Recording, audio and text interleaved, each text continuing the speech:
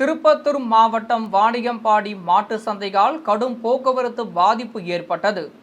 வாணியம்பாடியில் வாரந்தோறும் சனிக்கிழமை மாட்டு சந்தை நடைபெறுவது வழக்கம்.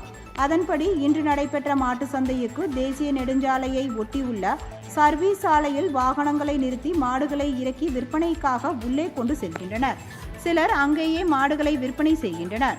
இதனால் நூற்றுக்கணக்கான வாகனங்கள் சர்வீஸ் சாலையில் வரிசையாக நிற்பதால் கடும் போக்குவரத்து நெரிசல் ஏற்பட்டது. இதனால் அந்த வழியாக செல்லக்கூடிய வாகன ஓட்டிகள் 1 மணி நேரத்திற்கும் மேலாக போக்குவரத்து நெரிசலில் சிக்கி தவித்தனர்.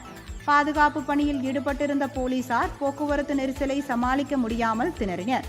பின்னர் பொதுமக்களும் போலீசாருடன் இணைந்து போக்குவரத்தை சீர் செய்தனர்.